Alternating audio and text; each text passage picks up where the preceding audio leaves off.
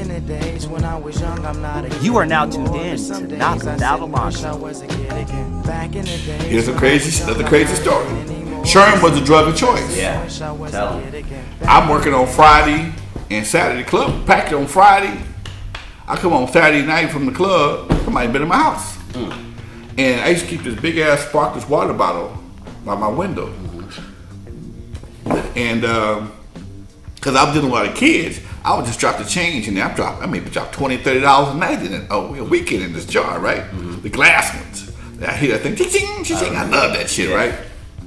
And these cats from the neighborhood knew I was at the club. They break in, they steal it. Okay? And I got tired of their asses, and I put a bounty out on their ass. Whoever saw who broke into my house, I got $50. And before I could say $50, hey, he did it over there, he was with it, okay?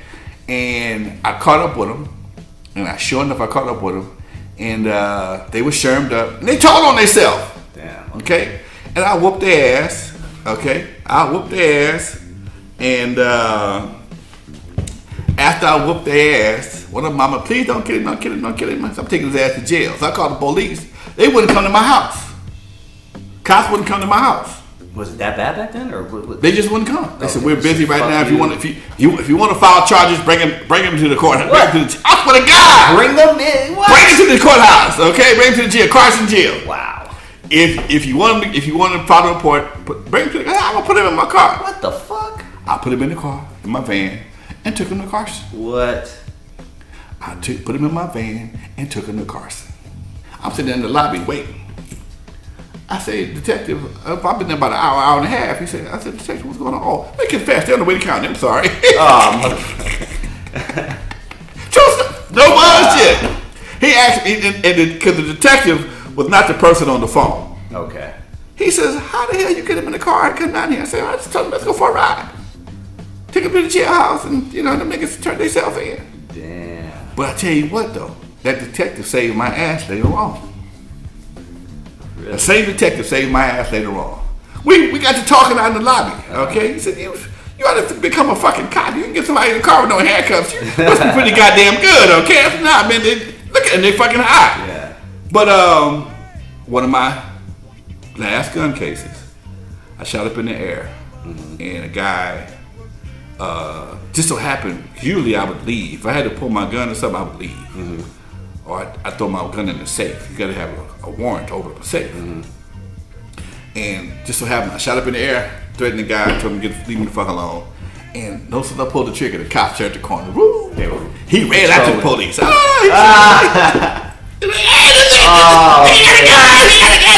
a gun! Gun still smoking.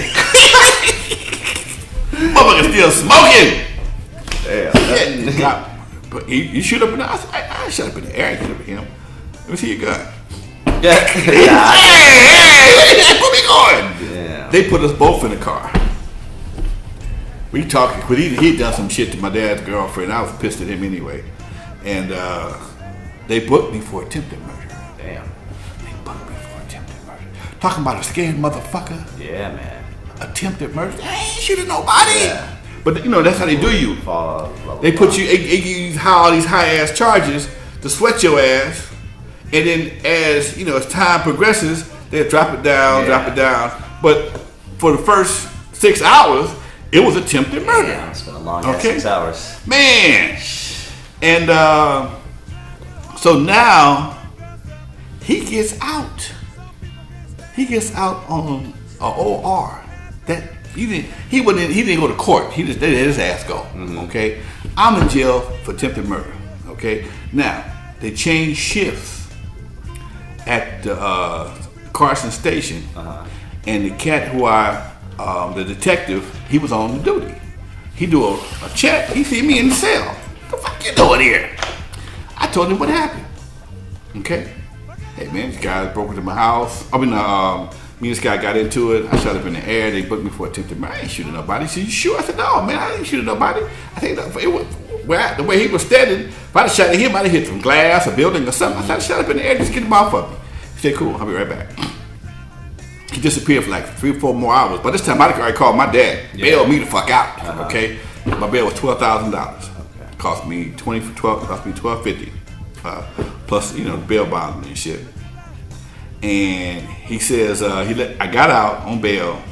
He called me the next day. He says I got to drop down to brandishing a firearm in the city limits. If you'd have waited another hour, you'd have got out on fucking $50 bail. Damn, man, you ended up spending $1,200. I could have got on $50 bail. Damn. So yeah, Doc.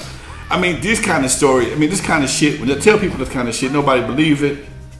But it's real talk. I mean, it's the stuff before records. Mm-hmm. Before I even made a record in my life. This is the kind of shit that we had to do to survive on the corner of Avalon El Segundo. Avalon El Segundo, the Eve After Dark, has a history all its own.